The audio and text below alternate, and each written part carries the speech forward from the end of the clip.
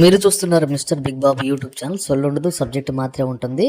రీసెంట్గా చిరంజీవి గారి జీవితంలో ఒక విచిత్రమైన సంఘటన జరిగిందండి. పూర్తిగా వింటేనే మీకు అసలు నిజమనే తెలుస్తుంది. చాలామంది చిరంజీవి గారిని డ్యామేజ్ చేసే విధంగా కొన్ని వీడియోస్ క్రియేట్ చేస్తున్నారు, పోస్టులు పెడుతున్నారండి. దాని మీద చిరంజీవి గారు కోర్టుకు కూడా వెళ్ళారు. అయితే ఆయనకి ఇప్పుడు 70 సంవత్సరాల వయసు వచ్చిందండి.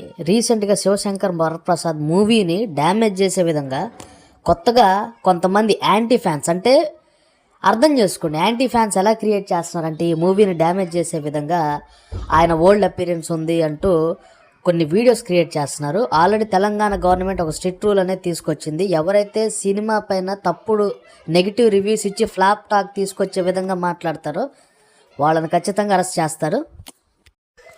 అయితే శివశంకర్ వరప్రసాద్ మూవీని కూడాను డ్యామేజ్ చేసే విధంగా కొంతమంది రెడీగా ఉన్నట్టు తెలుస్తుంది. ఎవరైతే తప్పుడుగా మూవీ పైన రివ్యూలు పెడతారో, నెగిటివ్ రివ్యూలు అనమాట, సినిమాని డ్యామేజ్ చేసే విధంగా రివ్యూలు క్రియేట్ చేస్తారో వాళ్ళని ఖచ్చితంగా అరెస్ట్ చేస్తారండి. తెలంగాణ గవర్నమెంట్ రీసెంట్గా ఒక యూట్యూబర్ని కూడా అరెస్ట్ చేసింది. ఖచ్చితంగా కింద కామెంట్ అయితే చేయండి. 1000 కోట్ల బడ్జెట్, అంటే 1000 కోట్ల కలెక్షన్ రావచ్చు అని అంటున్నారు మన శివశంకర్ వరప్రసాద్.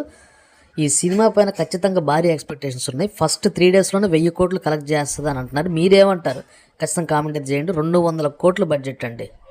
దీని గురించి ఖచ్చితంగా కామెంట్ అయితే చేయండి.